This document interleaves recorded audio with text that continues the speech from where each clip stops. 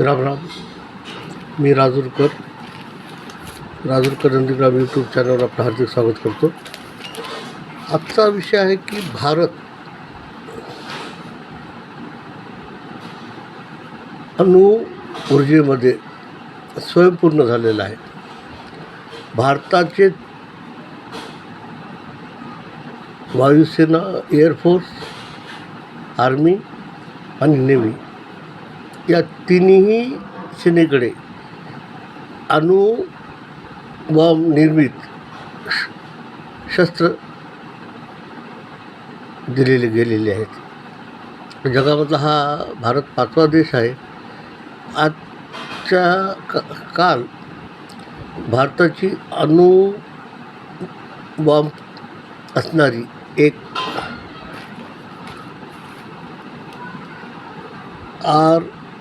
INS अरिंदमन ही पाणबुडी आपल्या सेवेमध्ये आलेली आहे. आज आपल्याकडे अणुबॉम्बसहित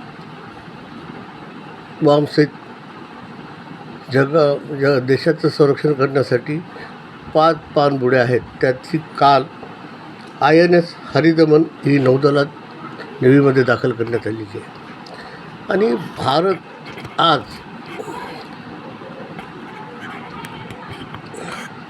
मोदींच्या नेतृत्वाखाली शस्त्र निर्मितीमध्ये आणि भारताचे तिन्ही दल शस्त्रास्त्रामध्ये परिपूर्ण झालेले आहेत. आज आपल्या देशामध्ये एक काळ असा होता की आपण परदेशातून शस्त्रसाठा खरेदी करत होतो आणि त्यामध्ये मोठ्या प्रमाणावर दलाली दिली जायची. त्यामध्ये आज आपण दुसऱ्या देशांना शस्त्र विकत आहोत. प्रायव्हेट आणि गव्हर्मेंटच्या भागीदारीमध्ये आज शस्त्र साठा निर्मिती मोठ्या प्रमाणावर चालू आहे. जे लोक शेअर मार्केटमध्ये शेअर्स खरेदी करतात त्यांनी डिफेन्सचे शेअर्स खरेदी करावेत.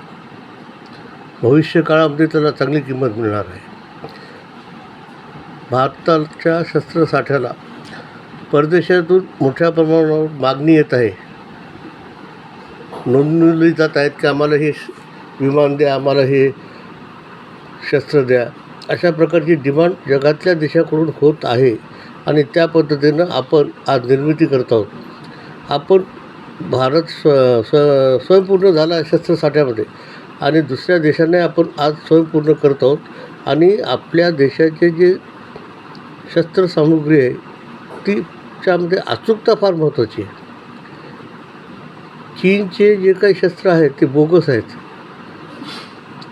जे क्षेपणास्त्र आहेत, जे विमानं आहेत ते कसोटीला उतरत नाहीत. पण भारतातले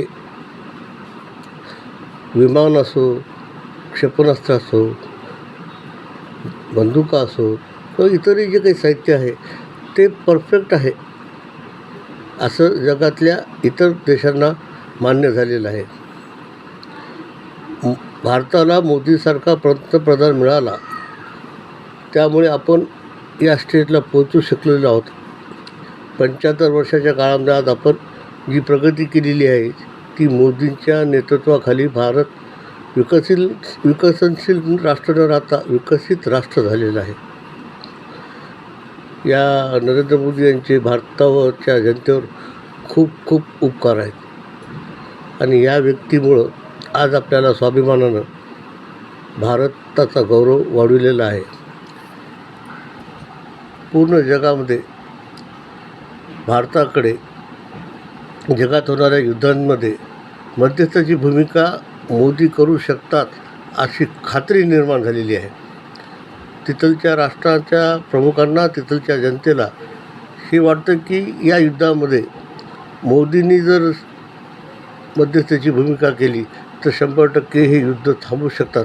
अशा प्रकारचा आत्मविश्वास त्याच्यात निर्माण झालेला आहे. ही बाब भारतीयांसाठी फार अभिमानाची आहे.